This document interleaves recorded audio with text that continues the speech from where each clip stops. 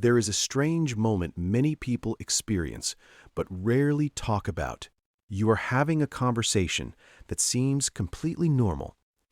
The tone is polite, the words are calm, nothing openly hostile is happening. And yet, when the conversation ends, something feels off. You walk away feeling slightly drained, slightly confused. You replay the moment later, trying to understand what exactly happened. No insults, no clear conflict. But somehow, the interaction made you feel smaller. What makes it even more unsettling is that the other person often seems completely comfortable, sometimes even charming, confident, socially skilled. For a long time, psychology struggled to clearly describe this pattern because these people do not always look aggressive. They do not behave like villains. In fact, many of them function extremely well in society. Some lead teams, some dominate social circles. Some are admired for their confidence. But once you understand the psychology behind this pattern, many confusing interactions suddenly begin to make sense. You start recognizing why certain conversations leave you feeling manipulated, even when nothing obvious happened. Psychologists call this cluster of personality traits the dark tetrad, and once you understand it, you begin to notice the pattern in places you never expected. But before we explain those traits, consider a simple situation that may feel familiar. You are talking to someone about something important to you, maybe a personal struggle, maybe a goal you care about. At first, they seem to listen. They nod. They appear interested. But slowly, something changes. The conversation shifts. Your story becomes a stage for their story. Your vulnerability becomes an opportunity for their advice, their opinion, their experience. Before you realize it, the focus is no longer on you. And strangely, by the end of the conversation, you feel as if you owe them appreciation, even though you were the one who needed support. It is subtle, but something inside the dynamic feels tilted. If you ever try to question this imbalance, another strange thing can happen. Suddenly, the discussion turns back on you.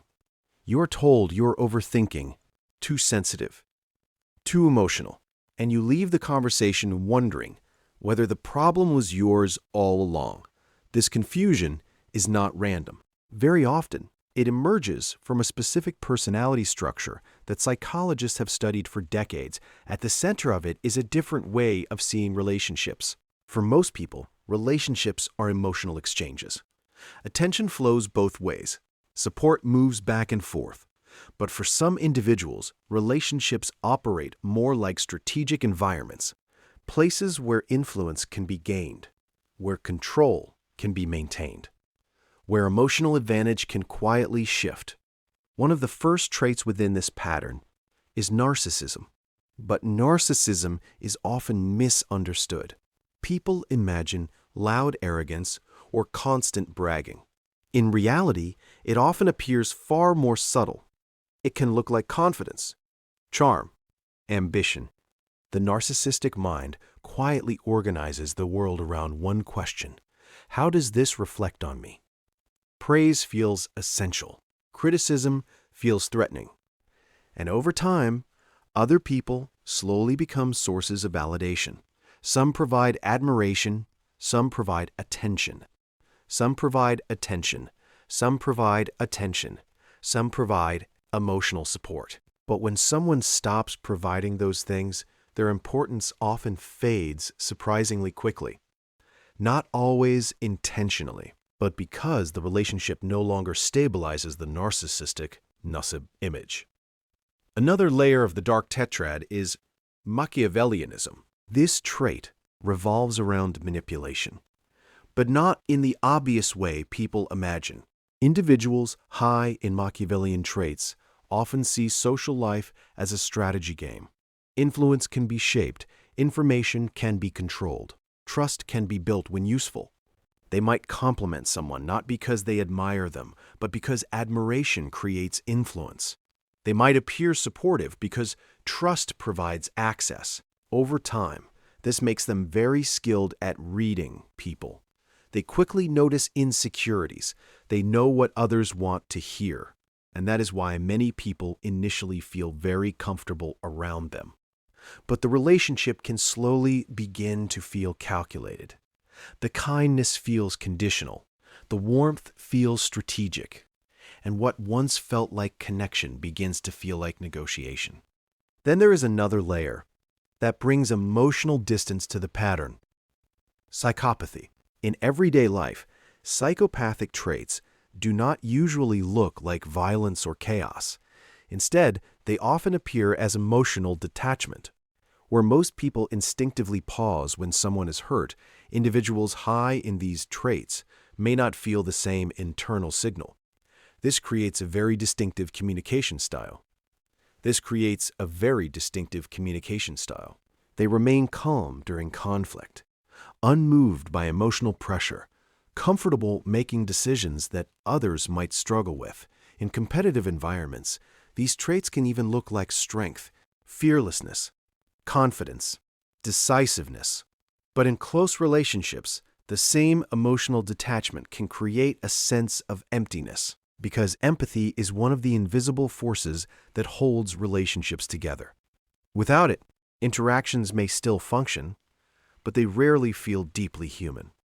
The final piece of the dark tetrad is sadism, not the dramatic version seen in movies, but a quieter form, a subtle enjoyment of other people's discomfort. Sometimes it appears as teasing that goes slightly too far, a joke that embarrasses someone in front of others, a comment that quietly undermines confidence. For the person on the receiving end, the feeling is immediate, a small sting, a moment of humiliation. But because the behavior is framed as humor, it becomes difficult to confront, and slowly, a strange imbalance forms. One person's discomfort becomes another person's entertainment. When these four traits combine, narcissism, Machiavellianism, psychopathy, and sadism, they create a personality pattern that can be deeply confusing to encounter, because these individuals are not always openly hostile. Many are intelligent, socially capable, persuasive. They can build friendships and careers, but the emotional structure beneath their relationships often works very differently. And this explains that original feeling many people struggle to describe. The quiet exhaustion after certain conversations. The sense that something was taken from the interaction. Sometimes what was taken was attention. Sometimes what was taken was attention. Sometimes emotional energy. And the person responsible may not even see the exchange the same way, because from their perspective, the interaction simply followed a pattern that has worked many times before. Influence gained, position maintained, but there is one realization that changes everything. Most toxic behavior is not dramatic. It is subtle. Small psychological shifts that happen repeatedly over time. And once you recognize the pattern, something important happens. The confusion disappears. You stop blaming yourself for feeling uncomfortable. You begin to see when conversations quietly move in one direction. And that awareness gives you something powerful. Distance, not anger, not confrontation, just quiet understanding. Because once you see the pattern clearly, you can decide how much access someone has to your time, your attention, and our emotional space. And that awareness is often the strongest protection of all. If this helped you understand certain people or certain experiences in your life, then you may find many more hidden patterns in human behavior worth exploring. And if these kinds of psychological insights resonate with you, you are always welcome to return for more conversations like this.